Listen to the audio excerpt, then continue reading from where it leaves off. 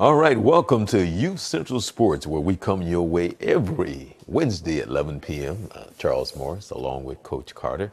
And today is a you may say it's a sensitive topic, maybe, I guess, because of the title. But Youth Central Sports has been around for a while. And so we come your way every Wednesday here at 11 p.m. at youthcentralsport.com. And so for Facebook users, YouTube, we need to hear from you about what we're talking about tonight. We're talking about the NCAA, and which the athlete, which bring in billions of dollars to the university. And so we're talking about the star athlete. And so the NCAA, is it education or is it the plantation? So that's our question tonight. So we'd like to hear from you. Of course, we want you to like us on Facebook, subscribe to us on YouTube. And you can always, just give your opinion. We would love to hear from you. So give us some feedback. Let's go ahead and set this up then. Welcome to Youth Central Sports. I'm Charles Morse along with Vince Carter. And we come your way again every Wednesday at 11 p.m., 10 p.m. his time. He's in Tennessee. And we've been around for a while here at www.youthcentralsports.com. And we love your feedback. You can always email us. We was talking earlier today about the NCAA. We're going to talk about the NBA basketball as well. But the whole thing, why was it that you brought that up today? I was trying to remember why you brought that up today, which I want to call NCAA education, or is it a plantation? So what happened Well, today that you brought that up today when we were talking earlier, Vince? I was at physical therapy this afternoon. I observed on TV Wendell Carter, the young man from Duke, who I think is going to the NBA, declaring early to go, and she was talking about the fact that he wasn't getting a lot of support from school. She didn't feel like he actually was learning anything and any effort to really make sure that he was prepared from an educational standpoint, which partly is his fault. It's not his fault, but it's partly his concern as well. But she's thinking that the way these kids are being treated relates to you come in and do it for me, and then they don't do anything for the kid. And that brought up the subject about what's being talked about now. Should these kids be paid? And I really couldn't hear all of the conversation, but what she was saying is that there's an inequity there. This young man came in, gave his all, but he got no support from the program as it relates to his fulfillment from an educational standpoint. Now, I feel that's a two-way street. When you go there, you have an academic requirement of your own. So I'm really trying to research a little bit more into that, but then it brought up the whole conversation about how young athletes are being treated. And then they went on to talk to this professor out of Ohio who was in sports management. And he kind of alluded to the same factor that he agreed and could completely understand because the focus is on the athlete, what he's bringing to the program, the amount of money that he's generating in his image and his likeness for the school that he's not participating in, not only from a financial standpoint, but in many cases they feel that the educational drive is not the same. It's all about the athletics. So there's a big can of worms out there that they open up, and I really got kind of interested in that because it's not the first time that I've But heard that argument. but but Vince, there's just so much.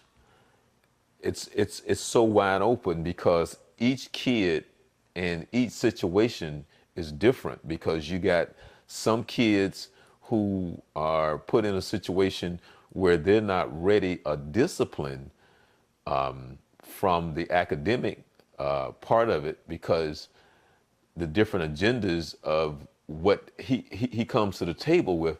He This kid may not have been they've had the support group. Like, for an example, like, I'll give you a perfect example. Like, when I was in school, my high school coaches didn't, it's not that they didn't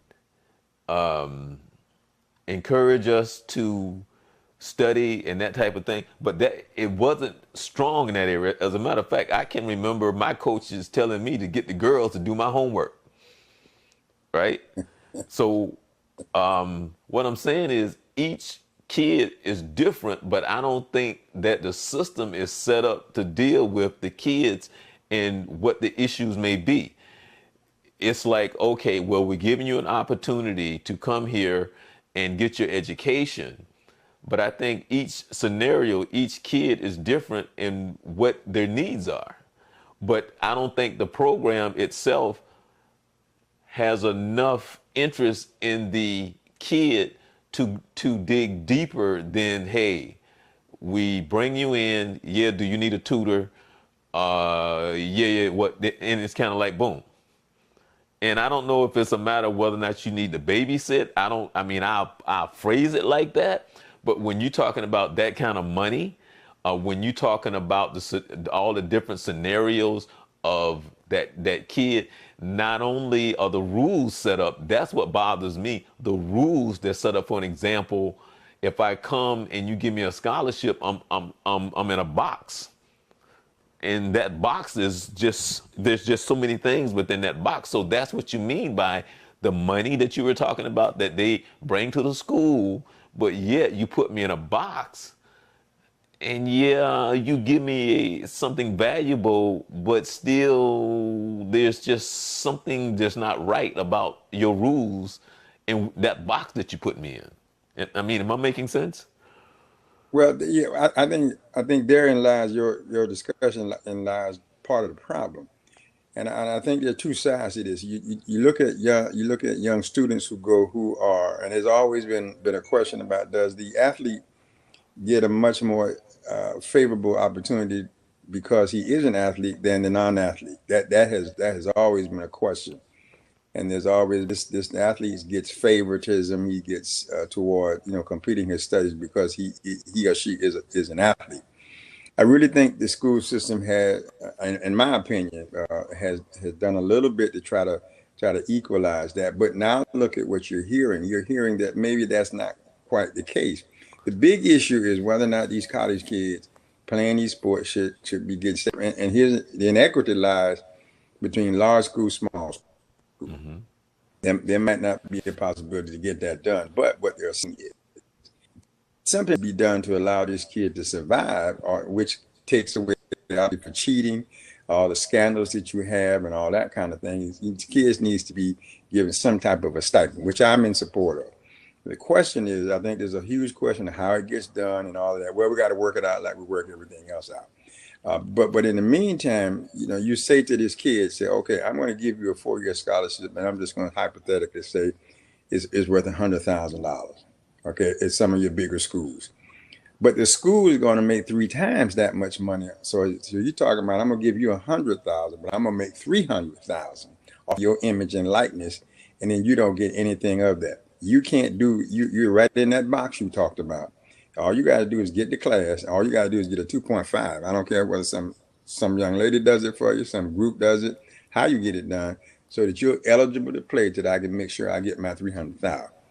That is plantation mentality. And I think what the schools got to do, they got to look at a better way of ensuring that these kids are truly student athletes. Now, here's the other side of that, and I think we've talked about this two or three times. Now I'm going to use basketball as an example. I'm Mm-hmm. coming out of high school, Right. and I really don't want to go to college, but I want to try to play basketball at the next level. I believe I can do that. I'm in support of that. He or she goes to a G League type situation and begin your basketball career to see how far you can go. I think going to college, you're ruining the college games. The one and done rule to me is crazy, because then we talk about these kids getting into these leagues, getting these money, or attempting to throwing away the opportunity when they're not prepared for it. Some of them are. Yes, you have a percentage of those kids that do it very well, but the percentages are higher on the other end. They do not succeed. So why waste that college spot? Why take away your opportunity to come and make the team while I'm there, and I know I'm only going to be there 1 year, and you're going to come. In fact, I might not be there past December. Right. or whatever basketball season leads. I'm done. If I'm a football player, I'm only going to play to January, and then I'm jumping to the league. Well, the same thing about basketball. So you, the 4-year student, lost out an opportunity while I go there and waste up a year.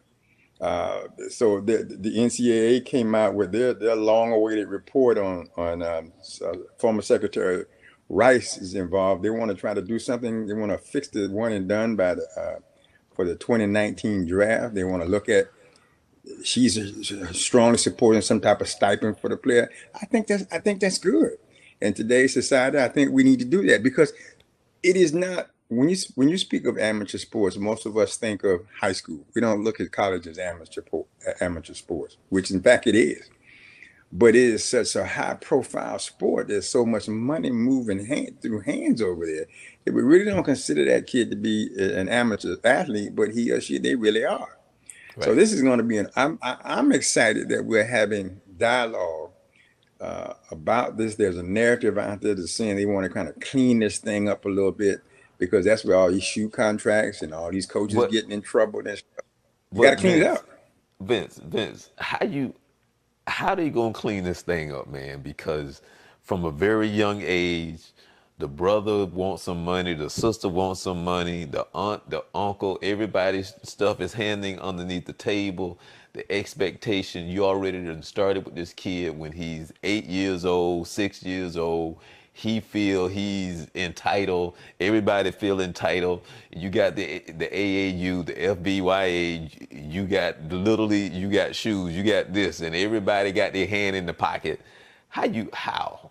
And I don't Well, mean you can't. anything other than everybody. I mean, they've been doing wrong for so long. The wrong is now their right. Well. Let's look at it like this. Let's put it this way. If I'm a shoe company, and this is pretty much how this got started, somebody offered and somebody accepted. Therein lies the problem.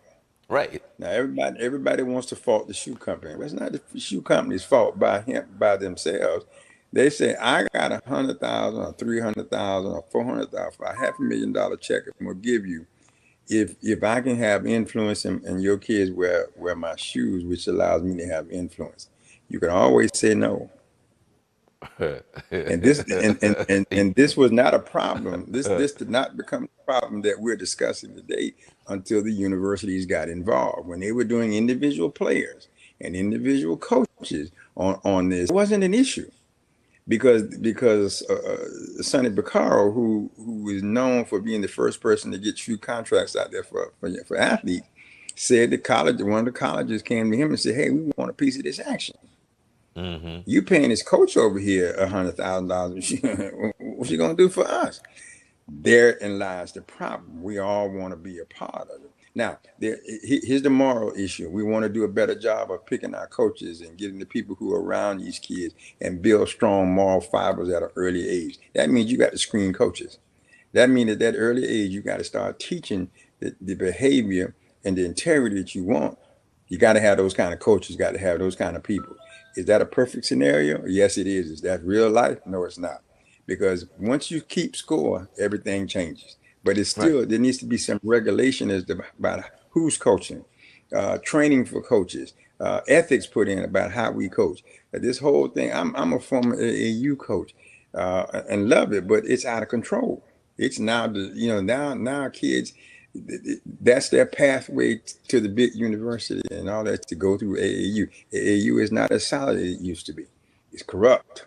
It's got holes in the bottom of the boat because one of the things that you talk a lot is money flowing through there. So once that money starts flowing, everything changes. So I'm not saying it's an easy fix. I'm not saying that the things that are being proposed are necessarily going to fix it, but we got to start. We're going to have to say no more than we say yes. And just like this investigation on these coaches that they're not finished. The FBI is not finished yet. They need to go ahead. An interesting thing, let me just sidestep on that just for a second. You notice the FBI never did contact the NCAA. They went directly to the particular schools and addressed the particular coaches. The question was asked, why didn't you contact the NCAA? FBI response was, we don't trust the NCAA. because you're going to take care of your Oh, heck own. no. So, No, I wouldn't. no, I wouldn't either. I mean, but if we can clean it up, where we can trust what's happening, we can trust that you're going to at least try to do the right thing. I mean, because we all know that there's no perfect. The moral meter needs to be raised. Is what I'm saying. We're going to have it 100% perfect. That's not going to happen here. I think we can increase that percentage by the way that we address it.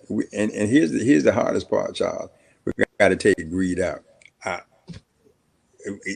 I don't know if we can take it out. We can try to balance it though. We can try to make, but I don't know if we can take it out. But Vince, now you said something that kind of caught my attention, and that was when the shoe company. But there was a lot of stuff going on way before that, But because see, I it can. wasn't as significant though. Well, yeah, It wasn't the same. I mean, yes, but but it but was influencing at the level that it but influences yeah. now. I mean, You had because a guy in the now it's a community that was buying multi-billion everybody's dollar shoes. industry. Oh You know, yeah, it's a yeah. multi-billion dollar industry now on all levels. We're affecting schedule. We're affecting rosters by saying, here's a kid over here in Timbuktu.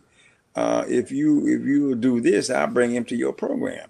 It wasn't like that before. What we were doing was putting shoes on barefoot children because he was a good What? athlete, No, and no, we no, no, were no, no, buying no, no, food. You know, no, no, no. I'm oh talking yeah, about long before the shoe thing came involved. I'm talking that's what I'm back. talking about. I'm talking about that community guy who was out there who, because I played ball, I wasn't a part of that particular system. My mother wouldn't allow me to take things from outside of people, so I couldn't get the new shoes until she bought them.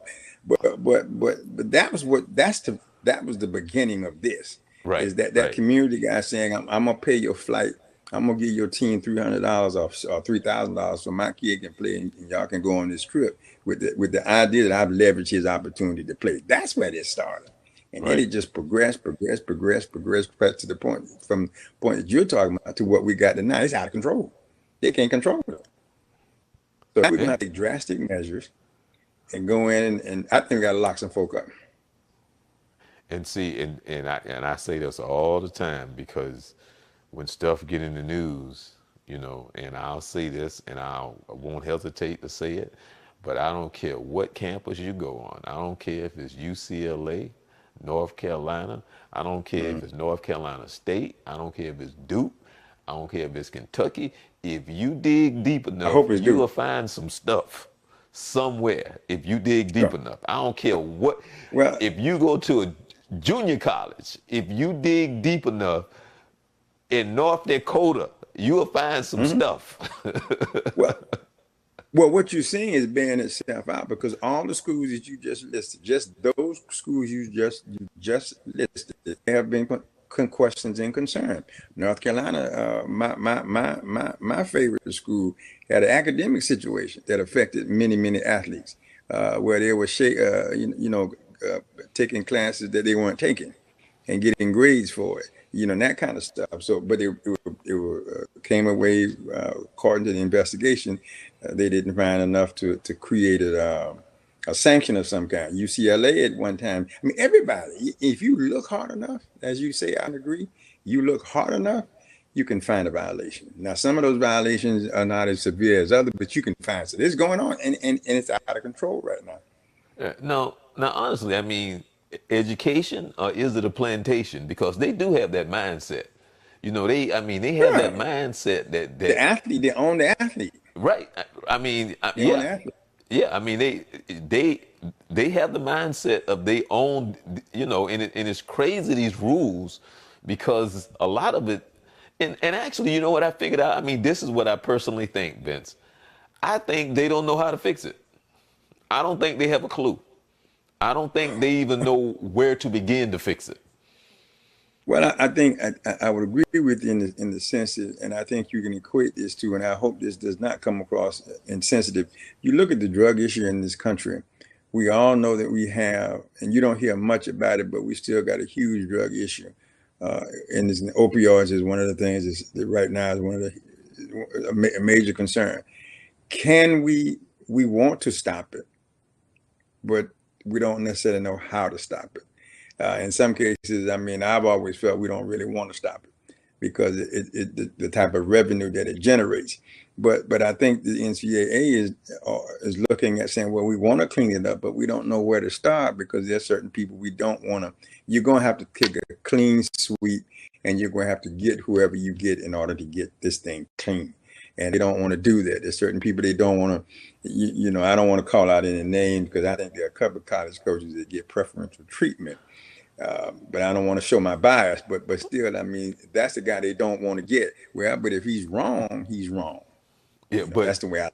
but remember doing college football, and I kept and I always say this, and I'll say this to the day that I die, that the NCAA, which is the same thing, they care absolutely nothing about college football, a true championship.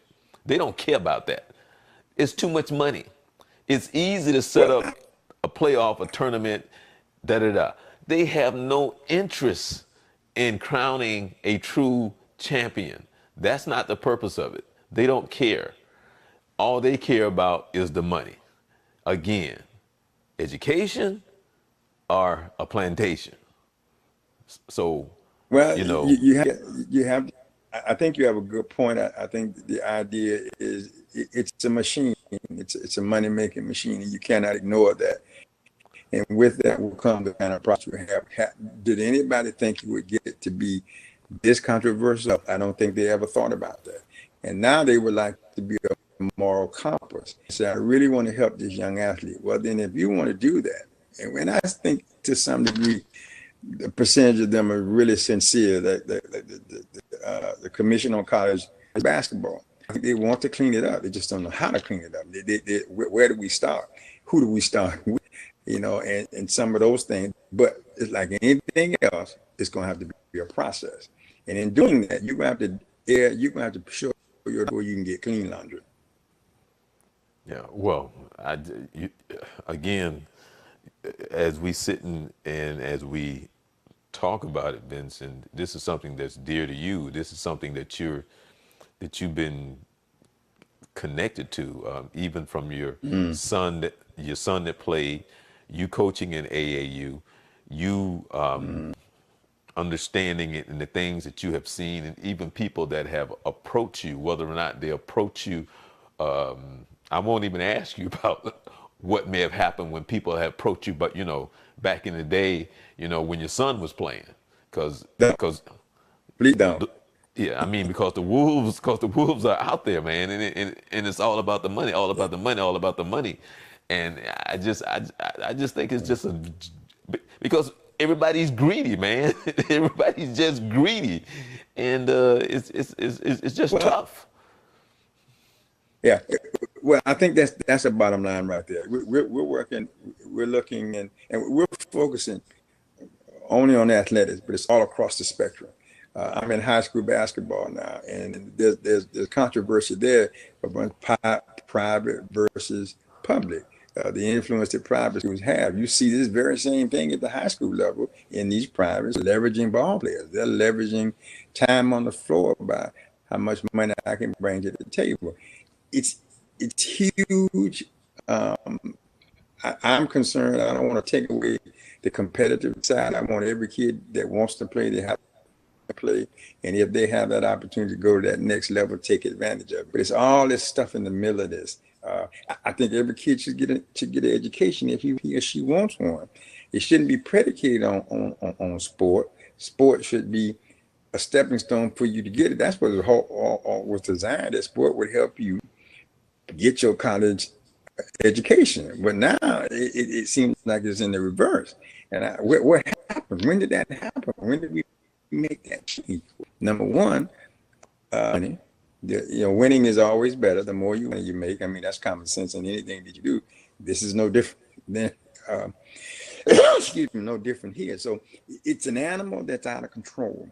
And we open the gate and let him out. Now we're trying to get the animal back in. I don't think we either got to build a bigger pen or get rid of the animal. One of the two. Well, man, It's just going to be interesting to see because it's funny because I haven't heard anything in a while about the FBI report. It's been quiet. It's been real quiet over the past month or so. So I don't know what's. Go ahead. Well, the FBI is seeing finish yet. They trickle. There's a little trickle, and I thought sure you had the NCAA finals that they were going to really leverage a huge hammer. But thus far, there's still conversation. Every now and then they drop a little tidbit. I still believe it's coming. What they're doing now is tying up loose ends. Now, you also got to think about it. The FBI got a couple of other problems they got to deal with right now. So they're a little bit busy. Some of this political fallout that they're being challenged in that. But looking at some of the major issues out there. But it's according to everything that I've been told and that what I've read, it's not over. They're just being quiet right now, which for those coaches who know who they are, this is a nervous time. Now I understand that they are contacting some people behind the scenes. You're just not hearing about it right now. They're making calls and say, "Hey, I got you. Now you either want to talk with me, or you can wait till I bring it public. Which one you want to do?" And supposedly, and no names have been given, but there are people who are starting to feel the pressure and they're starting to talk. So it's not over. I'm with you. I thought we would have heard more about that before now. Right. Right. Well, again, NCAA, is it education or is it a plantation? You want to know what's funny? Vince, whenever I'm out, right? And like, for an example, whenever I see anything, because you know, a lot of times you have places and they called their names are plantation, right? A lot of times I'm gonna be like, no, I don't associate myself with nothing, a hotel or whatever. It says plantation, I don't even go. I'm serious. I'd be like, no, I just don't like the name plantation. If you associating yourself with plantation, I got a problem. Now, I can appreciate that because I think subconsciously I'm the same way. I kind of like, is that the only choice I got? You don't have another choice I got? Maybe. Yeah. You know, I'm serious. So people out there, you know, what you think about the NCAA? I mean, yes, you can go and get a free education. And yes, as an athlete, you get to travel, you get memories to last a lifetime, you get to see the world, you have these great experiences.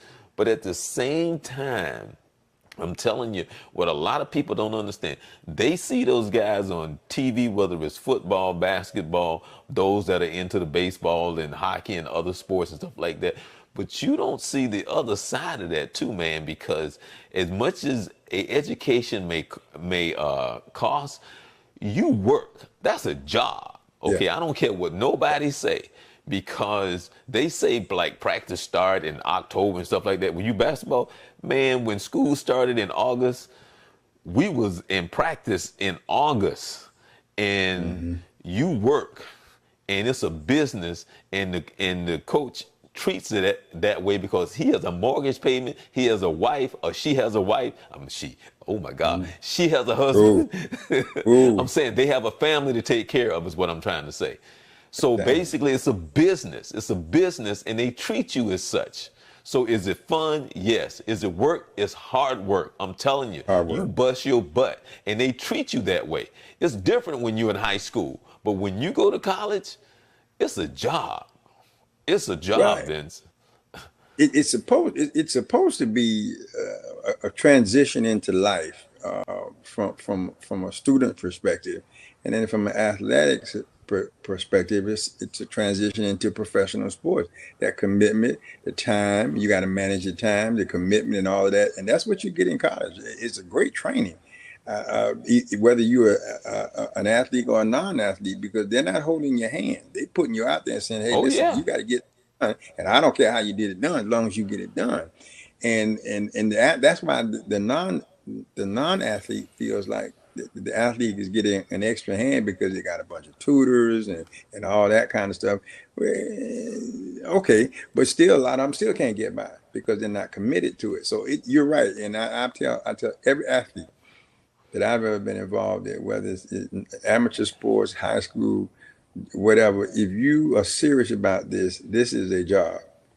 Well, You can still have fun with it, but once you get to that, when you get to that next level, as you pointed out, people depending on their this job is important to take care of my family and all this kind of stuff. So I'll sacrifice you in a heartbeat before I miss my mortgage payment.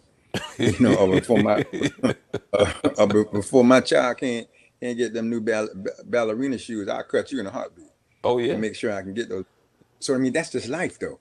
I mean, right. and that's why kid coming in, and I think that's why our better coaches need to be at an early age to start training kids about integrity, the morals, and the dedication that you need if you're going to play this sport at a high level.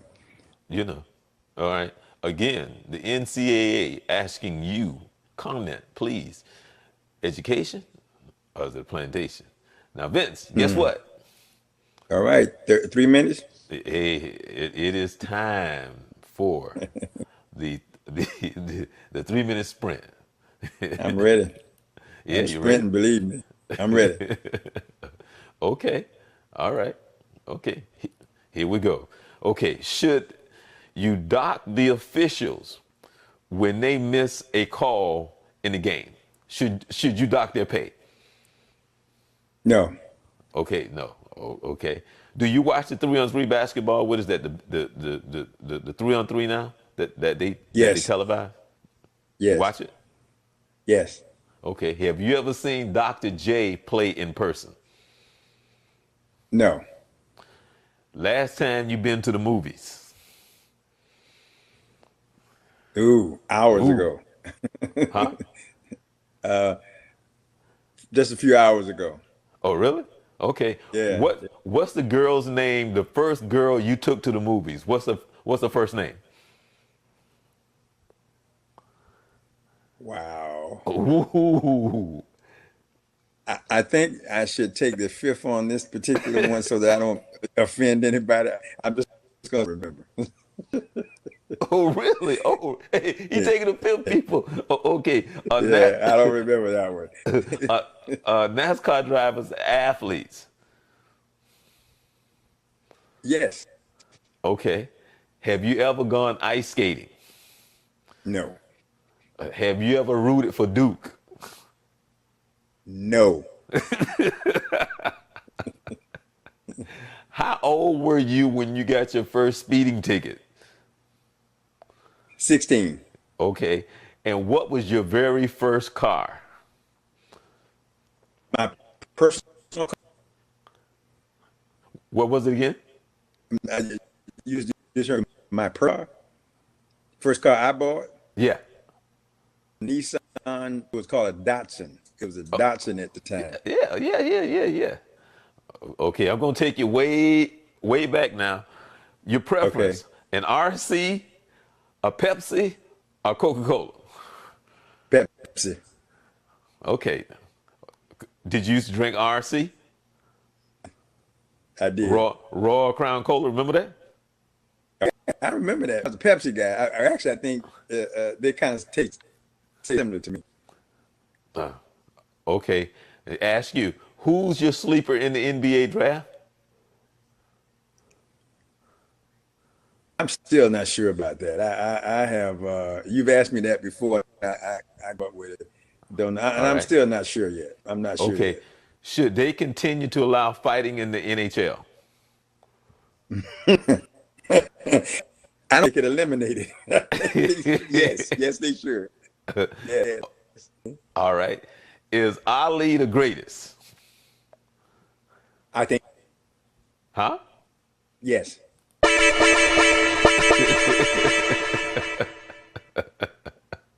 I think all for the period of time that he was involved. I vote that he is obviously one of the most flamboyant of them all. But I certainly believe that yeah, he was one of the great. I want to go back to that first girl's name that you took to the movies. I'm struggling. I'm still thinking about that, and I'm afraid to make make the wrong statement. So I'm going to take the fifth because I don't remember. Well, Vince, There are three names that ring in my head, and I can't figure out which hey one of them Vince, went first. I doubt if you gonna get a call at this point and go, wait a minute. You took such and such to the I don't movie? know. I don't know. Really? I'm not sure.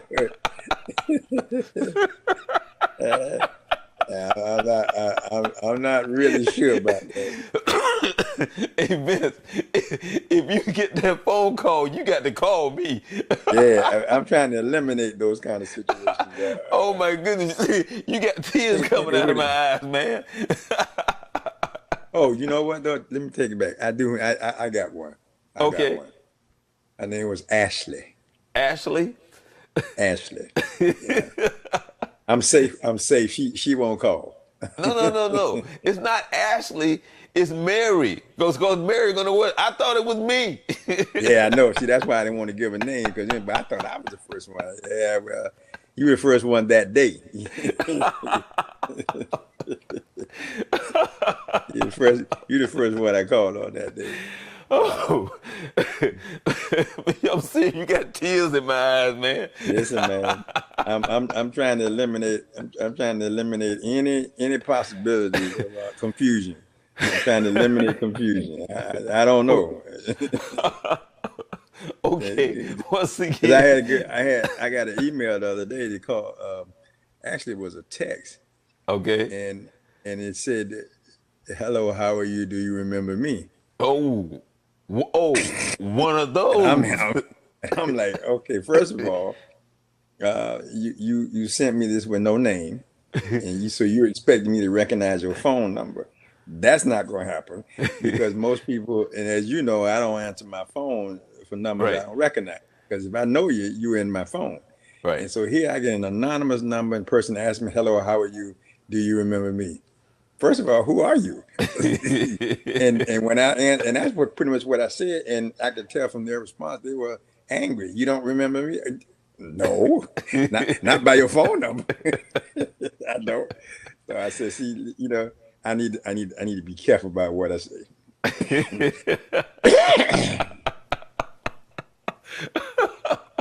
I'm like, So come on now, don't. anyway, anyway, this is Youth Central Sports. I'm Charles Hey, Morris. Player. yeah, no, Vince, that's what I'm trying not to be as a player. Vince Carter Sr. The show is called Youth Central Sports. Today we're talking about the NCAA. Is it education or is it a plantation? But come on, let's talk about the NBA playoff. Good game tonight. So you're looking forward to Cleveland and Boston, right? Yeah, I'm a little bit concerned because the they did close them out 4-1. But let's be honest, Boston is a little undermanned, but they played good ball, but they struggled to win this game because the feeling was is if Philadelphia had won this game, it would have put a lot of pressure on Boston. But Boston did do what they had to do. They closed it out and got out. Good game, excellent basketball game. I'm that's the kind of ball I think everybody wants to see. Right. Regardless of who you root for, you want to see competitive basketball. I really don't like sweeps. I really like to see. I could deal with a 4-1. I guess I hate just go 4-0 and stuff. I really like for them to be a little bit closer than that, where possible. If the teams can compete. I thought Utah did a great job. I mean, they played hard. It was just outman. They just couldn't help it. But this was good tonight. This is good. I think now we're getting serious. Again, I don't think Cleveland's going to make it. I know all the Cleveland fans think I've lost my mind. I do apologize, but I don't think they're going to make it. I still don't think. If they get there, they won't win. But I don't Oh think they're even no. going to get there. No, actually, Yeah, the series that's coming up is really that's the a championship game series right there. playing for the NBA championship, and that's Houston Oh yeah, against Houston Golden and the State. Warriors. Yeah, yeah, that's your championship game. Everything else will be just taking up airspace on television. you know? But I'm excited about it. I mean, it's been some pretty good ball. Some people come out of nowhere and play some really good basketball, but I'm really looking forward to the series coming up with Golden State and Houston. Two different types of players, two different philosophies.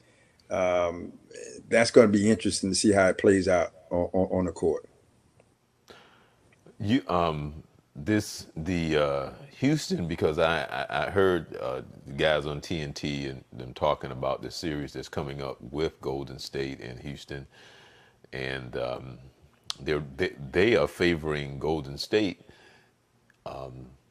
It appears to me, I think I said it earlier a couple of weeks ago, was that Houston seems to, I guess, be honed in on just looking forward to playing this series against Golden State.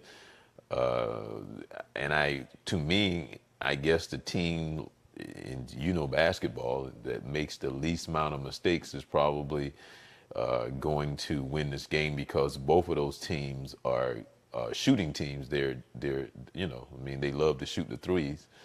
So the team like probably that makes the most threes will probably the team that makes the most threes and turn the ball over less will probably be the team that win that series.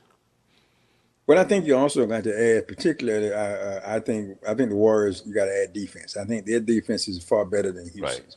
Oh Now, yeah, definitely. uh, Houston got the one guy, Patella, inside. Now he's a problem. Young man plays some excellent basketball, but a great defender and can score. But I think the difference being is that Warriors are playing team basketball, and they do it both offensively and defensively.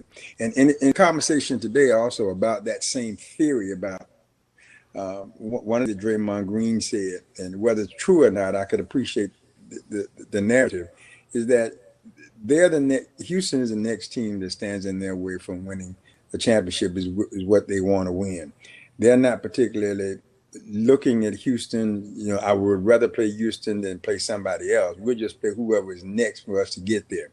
The narrative on the Houston side is that they have built themselves a team in order to try to compete against the Warriors and that type of thing.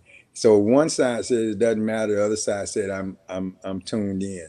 I think there's some sense on both sides. However, I think the Warriors have less of a concern where because they've already won it, Houston's trying to win, and they know in order to get there, they've got to get past the Warriors. Yeah. And from playing sports, sometimes you can be too excited about your opponent playing, give your opponent too much of a leverage, and you can't get up that hill. Well, based on their their I guess the attitude, based on just how they're acting, is just like they want the Warriors, and they're supposed. What I'm looking like, they're just locked in now. If they're able to do what they think they can do, I don't know, because the Warriors, man, they're beasts, Well, and the Warriors are saying, the Warriors are saying, come on, you got us.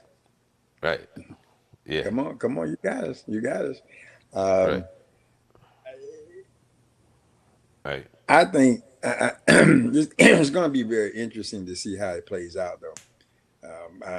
I'm still believing that they're the top of the heat. They're the top. You got to get them.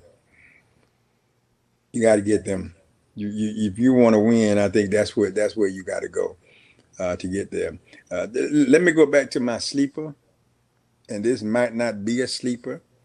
The young man Mm-hmm. Mobamba from Uh-huh. Texas.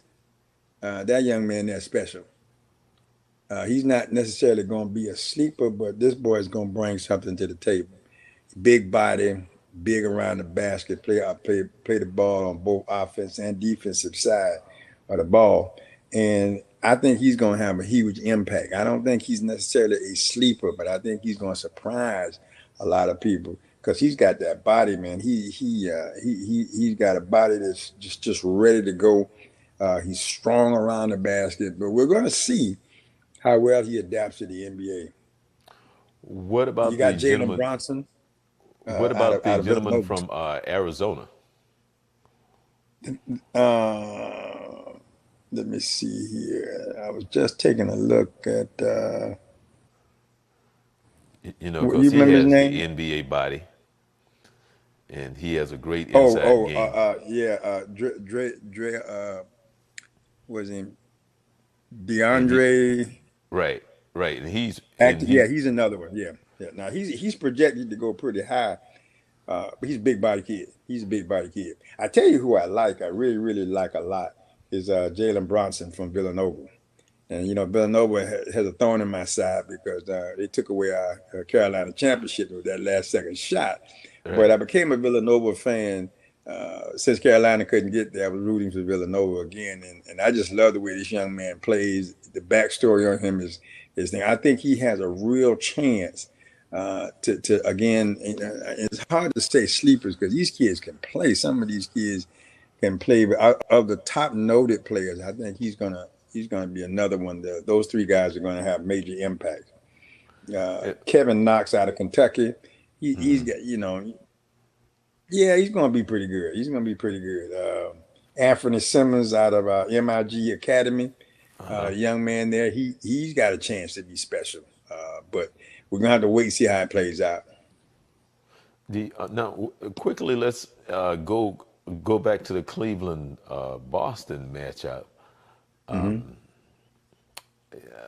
I think yeah, well, Boston has the home court advantage on that, and they Yes. haven't lost yet. So, Yeah. are you looking for Boston to win that series? Of course. I think the biggest problem they're going to have. Now let's look at that. Cleveland shot the ball well. Well, what it was when LeBron took over, and he went downhill toward the basket. He didn't shoot the ball as much those last two games or so. He hit some shots, but what he was a beast inside. That's going to be their problem. Some of them took the theory. We'll let LeBron score and shut the other ones down. Great theory, but you got to shut the other ones down. So, but I also think they got firepower against him now. Now Cleveland is big. They got Kendrick Perkins, who has not played at all. I think they brought him to that team for if they get to the championship, they want to be able to insert him. Tristan Thompson's played much better basketball, and I thought he could play. Jr. is playing pretty good basketball, but I still think they can be beat. I think you can. Tyrone Lue against Brad Stevens, that's what you're going to end up seeing. And is how the coaches put this stuff on the floor, which I think is going to be exciting. And I think they can beat them. Well, they're pretty balanced, Vince. They're a pretty balanced team. You know, they hurt you in areas where you'd be like, well, yeah, your boy Bledsoe. I think he's Hmm. a believer now. Hmm. Hmm.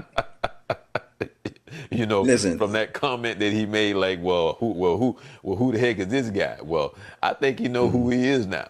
You know, yeah, well, yeah, primarily, I think everybody says this in sports.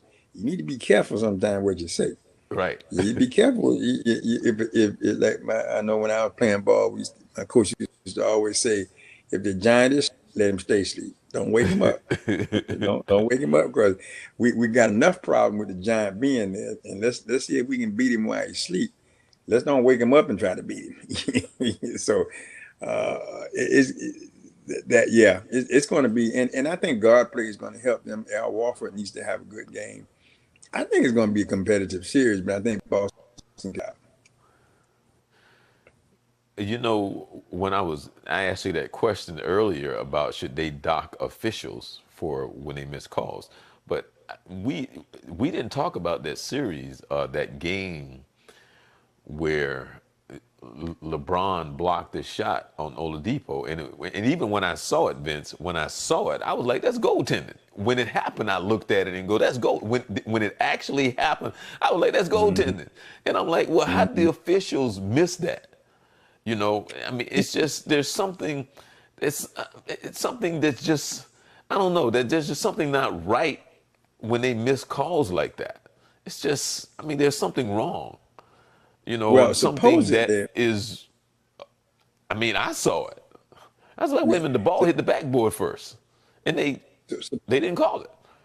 well, supposedly what happens on that, where they have Secaucus in New York involved now, and one of the VP of official operations, they look at those calls, and when they go to the table, they're talking to the officials on the floor. So if they have a questionable call, now that way they get to address it. However, calls like what you're talking about, where the game goes on, those calls get reviewed. They can't overturn them, but they go back and call those officials back in and say, "Listen, you missed that one. And let me show you what happened." So you can't. The game is over. It's no effect. Now the official doesn't get docked in terms of his pay, but his assignments he gets changed. His assignment gets changed. So they start putting his calendar together and saying, "Okay, Vince Carter, you call 25 games. Of those 25 games, we've had some of these issues here," and they reevaluate you. Because like the officials that you're seeing in the playoffs now, they have been reevaluated over the year, and these are the best 10 or 12 officials that they feel like uh, that can handle this level of play. So he does not specifically get docked pay. In essence, I guess he does because he's not working. He's not Okay. working. I mean, they don't assign him, so they are reviewing them and evaluating them, so that by the time they get to this time, because there's a guy that I know, Eric Lewis out of Daytona, who's working all the playoffs. When I ran the Midnight Basketball Pro-Am, he we had several NBA officials. In fact, our booking agent was Eli Rowe, who was a seasoned NBA official, and that's where I got a chance to meet Eric and about 6 or 7 other guys who come out and work during the summer, and I had to get better at what they do, and just even this guy who was booking them pulled in some of the better officials, and then that's what happens. So you're seeing the best that they have out there now. Do they miss calls? Yeah, they'll tell you that all the time. Because you only got a split second to make that call, and if everybody's doing their job, if everybody's in their lane, I don't necessarily see what you see because I'm not supposed to be watching that. I'm supposed to be watching this over here. So they miss a few. I've seen a couple of fouls that look like they're fouls to me that I would have called it a foul, but they didn't. They had a situation today. I think you and I were talking about Embiid and I forgot who the other player was, and it looked like it was a foul, but the Right. official was standing right there looking at the play, Right. and based on And he didn't his call own it. criteria, he didn't call it. So because a lot of time too, Charles, and I've had a chance to talk with these guys. I don't always agree with them, but I love to talk to them to get their thought pattern on how they make calls. Certain calls that I would say is a foul, they'd say that's really not a foul. There's certain body contact that got to take place, impeding progress and things like that makes it. So I have come to the determination that I'm gonna try to coach the game. I'm gonna let them referee the game. Well, but see, Vince, there's a difference between trying to call a foul and an obvious goaltend. I mean, It depends. It's again because it's subjective now. If nobody challenges that, he just looks at it and says, "I didn't think it was a goaltender." Now somebody Vince, got to say, "Wait no, a minute, but Mr. but Referee, but I'm hold on, hold serious. on, hold on." When it happened, I saw it. I was like, wait a minute, that ball hit the backboard first. So no, I'm serious. When it happened, I was like, wait a minute, that ball hit the backboard. And as soon as they showed it, it hit the backboard, and then he blocked it. I was like, well, how Okay, did he so miss that's that one of those. call, especially on that play at that time of the game? Believe me, somebody's asking him that, and he's trying to explain that. He's trying to believe me. They showing he looked at the same film, and those guys are sitting around and said, "Explain that to me." And he's going to try to explain why he called what he called, and then they're going to evaluate that and come to the determination. Oh, you made a bad call. Yeah. You didn't make a good call. Now that's going to impact him later. That's going to impact him later because he might not get it the next assignment. One of these prestigious assignments like calling the playoffs and championship. He might not get that. So that's how they get back at that. Yeah. Something that I wanted to ask you. Did you see like a week ago where this little kid was running from third base to home? Did you see the little kid playing baseball, running from I don't third think. base to home, and he was I like running like really slow, no, I slow, didn't see that. I didn't slow. see that. Google it. But I had a problem with this little kid. All right. I don't know what the scenario was that he got a chance to run home. But Vince, he was running like, all Yeah, right. And I mean, he I was get like running really slow. What I had a problem with was the official came over to kind of say, come on. And he did the official like this. how And old of a I'm kid going, was he? this kid is no more than like 4 or 5 years old. Oh yeah, yeah. What the heck? How does he get to do this to anybody? You know what I'm saying? And Okay, it was on ESPN, it was on CNN, it was on all these, and I'm looking and I'm I like, missed that. how does this little kid get to be in the position? What the heck is that about? It's Then just let me like, ask you now. huh? Let me ask you a question then. So now, is that coaching? Or is that parenting? Well, my whole point of it is that that's parenting. Well, that's both. I, No, that's both. yeah, it's a respect for adults. Right. Respect for adults. Now, at that age, we don't really know because I did see, and this was a commercial, but I have actually seen it do it. This kid hit a little young kid, hit the ball in the outfield, Hmm. and he took off like he was going to first base, but he ran to get a drink. You know, so the ball out in the field, and dad, the dad runs over and points toward the second base, and the kid he just said, nah, "That's okay, go ahead, we ain't worried about it." Now that was a commercial, but I actually saw it happen at a little league game where a kid hit the ball. He got so excited he didn't run to first base. He turned around to his dad. I hit the ball. I hit the ball. And dad was saying, "Go first base." He was so excited he forgot to run to first base and he was out. So at that age, you don't know what you're going to get. I've seen basketball. I coached. I won't say I coached. I'm gonna say I was a part of a team with young kids. Man, I couldn't do it, Charles, because kid came to me one day and called me and said, Coach. I said, yeah, what's the man? He said, is it time for us to go to McDonald's? Yeah. No, no, we Wait a try, minute. He we want trying to to play deal with the defense important right now. stuff, Vince. I mean, he trying to hit you up with the important stuff. Well, I got to be honest. He put it in perspective for me. I said, you know what? Let's just spend one more series, and yeah, we're going to McDonald's. Because I understand you don't care. You don't. I'm all excited and intense about make sure we learn this. He cares less about that. Am I gonna get a treat at McDonald's? Yes, sir, you are. So sometimes it helps to put the thing in perspective. The more I coach, the more I try not to take myself too serious because I'm intense, but I'm learning to relax a little bit and try to pick my moments of intensity.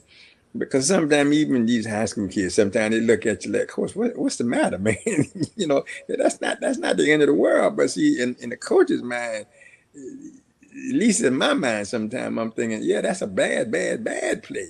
Yeah, because we're up by 20. I mean, what difference does it make? So I'm learning to relax and enjoy the game more. Yeah. Well, again, we're our discussion today, and actually, most of the show was talking about the NCAA, whether or not it's a place of education, is it the plantation? Of course, college is a place of learning, higher education, but because of what sports is, it's a multi-billion-dollar industry, and we were earlier we were discussing the position and the place of the NCAA, how things have now gotten out of hand, starting from AAU to Little League here, Mhm. Little League there, and no matter what the sport, it appears to be corrupt in some way, form, or fashion. So, as much as people would hate that we're saying plantation, but it's the truth. It's the truth because a lot of these kids are taken advantage of because they bring in Mhm. billions of dollars to the NCAA. But Mhm. because of how we talked about these kids are put in a box. For an example, if I'm on a scholarship, I'm so limited as far as what I can do outside, as far as Right. going out, getting a job, so on and so forth. So, any quick uh, words you want to wrap up with based on education or plantation events? Other than the fact that it's a concern, that I think needs to be addressed. I like that there's a narrative out there. There's some conversation being done to start to really look at that, because before no one really wanted to hear that. No one believed it. They really tried to belittle the fact. But I think the reality of the matter, because a couple of schools got sued about players' images, and that can really kind of brought this thing up to light. Now with this idea of paying them, that's really bringing it up to light. They don't like the one and done. And so enough issues are coming up now that we're now starting to have a good conversation across the board. The key thing for me is from a student athlete standpoint, and I say this, and I know this may be just conversation, but parents and kids, you really got to know what you want. You really got to understand your priorities. You are a student athlete, and you need to take full advantage of that opportunity. If they're gonna help you get your education, make sure you get as much out of it as you're putting into it. And Yeah. parents have to be aware. You got to be aware. As kids involved, you got to be aware. So, but take advantage of the opportunity that's there. But understand you're going to a broken system right now. At least for the athletic side, I don't know academically. You know, could wrong over. We're talking about that athlete out there, he or she, and I want to we might that's both male and female and all races. We're talking about just I don't care where you come from, who you are. Right now it's a major concern. Well, again, we would like to hear your comments, whether or not you're on Facebook, whether or not you're on Twitter, whether or not you're on YouTube. Please let us know what you think about the NCAA education, or is it plantation? Understanding what we're talking about when it comes to these billions of dollars that are made off of these athletes, and and of course, Vince, some coaches really do care about the student Oh, athletes, and absolutely. some of them don't. Absolutely. And that's Well, really the they bottom had an line. incident. I was telling you earlier today about a hazing situation that happened in Mobile, Alabama. And it was very, very violent, very physical. Beat up on this kid and broke his arm and some shoulder issue. Listening to the parents, what they were saying was obviously that it's a standard practice. Now, did it get out of hand a little bit? Yes, it appears that it did. But what the parent was saying, the coach had never come. The coach was not there while the kid was being hazed, so just left the kids to themselves. Coach never came to the kid and said, "Hey, I'm sorry this happened to you." Coach has been silent. Now the parents are all upset about that, and see that's where we see that's where therein lies the problem. First of all, there should have been something. Hazing is hazing. Let's be honest. We've all done it. They do it in fraternities, but they've kind of regulated that now. And one of the things that should have happened, what I believe should have happened, there should have been a coach there to monitor that hazing. In other words, we're going to tone it down a little bit. Certainly don't want the player to get hurt. And if he did, coach should be the first one to step to and say, listen, I apologize to you, to both parent and particularly the young man that this happened to you. But according to the interview I saw today, that has not happened. I could not hear all of it, and I want to know what steps they are taking next. But they were very offended that no one even spoke to them about that. But as a coach, to help that young player both on the court, off the court, and build that relationship with him, that we have the right thing by them. Yes, coaches out there who really care that extra mile, and then we got some of those guys some of us out here who have we got tunnel vision. We all about wins. I think it's about building relationships first. Wow, Relationships first. wow.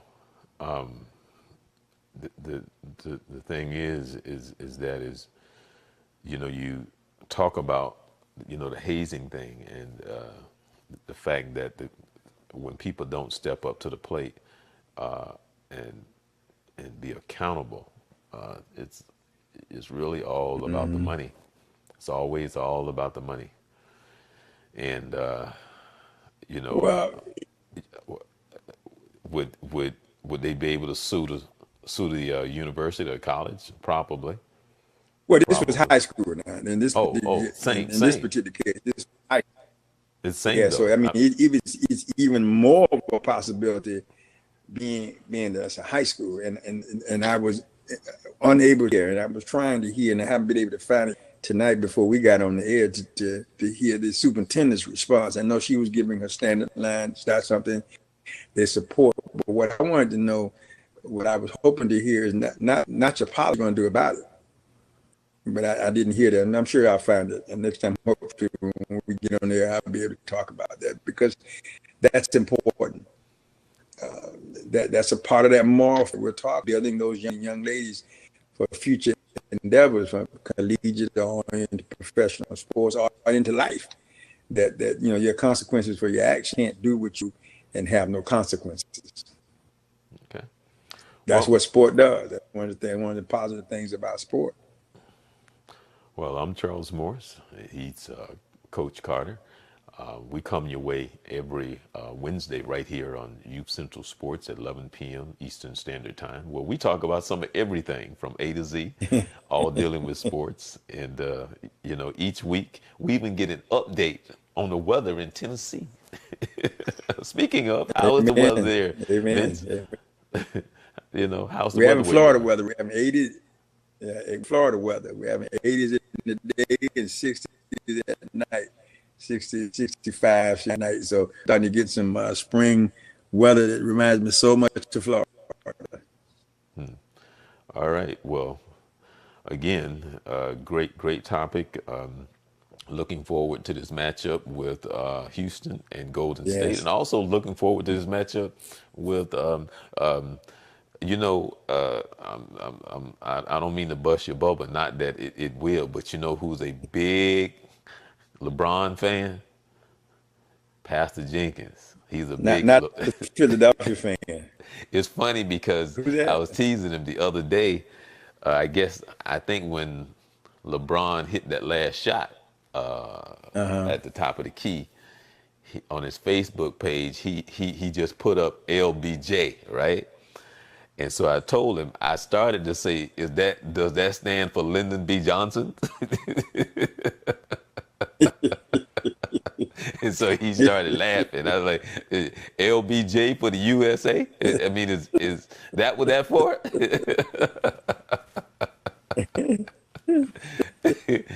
But yeah, he is a big LeBron's fan, and I told him, I said, you know what, I've been waiting for LeBron his entire career to get to that point where he is now, where he's starting to play ball to where his name means something in the sense when you say LeBron James, because until that series where they were down 3-1 and they came back and won that series, not because of the series that they won, because now he's starting to play like the guy you always wanted him to play like, with all the hype and everything.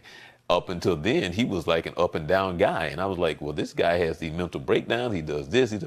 He just didn't. I don't know. I don't He's know. young. They anointed him too early.